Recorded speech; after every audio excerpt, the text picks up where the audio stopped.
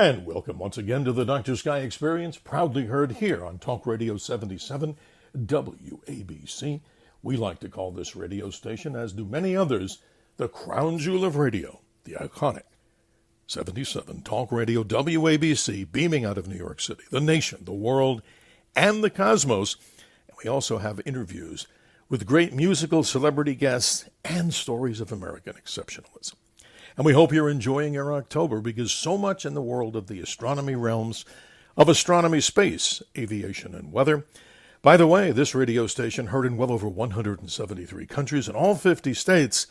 And here we go with our late October 2024 Sky Review. By now, I hope many of you out there listening to the Dr. Sky Experience have had the opportunity to see this most amazing comet.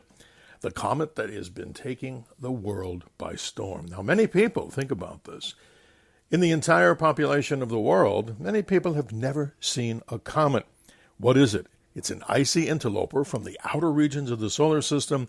This comet, officially, as Comet C 2023 A3 Chutinshan Atlas.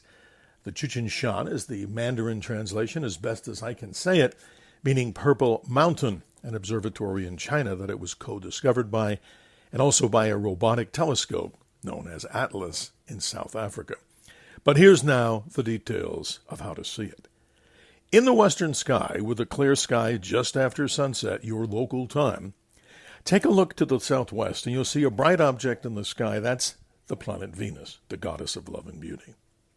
Take your fist and put the left edge of your fist by Venus, and then go straight across about 2 fist diameters. I know that sounds primitive, but for many beginners, this is a way to get to see the comet. Over the last week or two, the comet was so bright in dark areas that you didn't even need that bit of information. Literally, a bright object with a tail that extended up to the left about 8 to 10 degrees. But for city dwellers, here's a tip. With everybody having a smartphone, find and, of course, take off the flash mode. That'll hurt because you don't want a bright flash going off. Then find the so-called night mode on both Android and iPhones. And then hold your iPhone or Android phone very steady and try to take at least a 5 or 10 second exposure. Some cameras will do that, some phones. You'll be amazed. You'll see this little thing with a tail on it, even if your eyes don't reveal it. But if you have a pair of binoculars or a telescope, and those advanced observers out there, they may be going, well, Dr. Sky, I've been following that comet, and it's really spectacular. But this particular edition of the Dr. Sky Experience is really geared to everybody else who's not so technical. Now, if you have a pair of binoculars, once you do spot it in that area of the west, remember the comet is getting higher and higher away from the sun. Thus, the tail will start to fade slowly, and so will the brilliance. So the comet will fade. But still, right now, toward the middle to end period of October, take advantage of it. Now, the big problem was the big full supermoon that occurred on the 17th, but still people could see it. So let's talk a little bit more about the moon. We just experienced, hopefully you saw it, one of the closest, if not the closest, full moon of the year 2024. That was the full hunter's moon, the full super hunter's moon, more accurately. But the moon will fade, and the moon will reach last quarter by the 24th. So hopefully you can get to see in a dark sky the remnants of the comet still visible, hopefully for some with the naked eye, and also a pair of binoculars. But then we find out that the moon, of course, goes through its next cycle, new moon occurring right around the 1st of November. And by then, you should have a really good chance, even though the comet's slowly fading, at least see it. Because it's, according to the astronomical world that does all the orbital calculations, this comet will not return for some 80,000 years, and you know the problem with hanging around that long. But for planets, we find out other than Venus, the goddess of love and beauty in the southwest at sunset, now we turn our attention to the high portion of the sky at sunset in the southeast.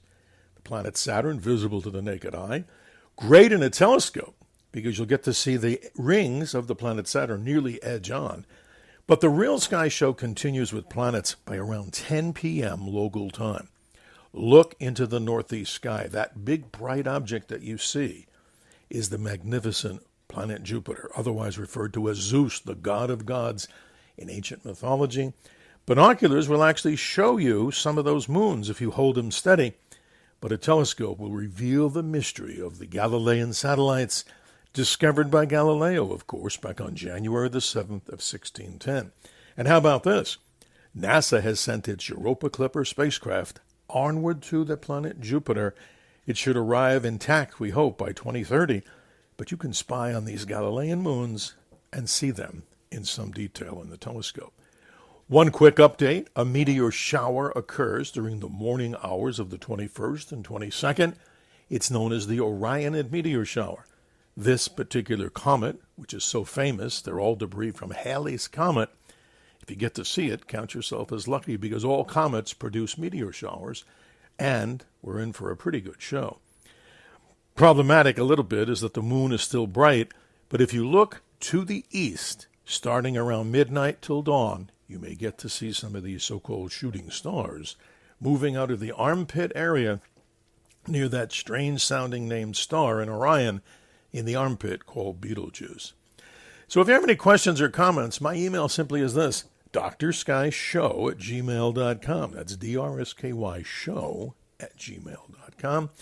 And of course, grateful with many thanks to Talk Radio 77, WABC, and owner and operator John Katzimatidis and his family.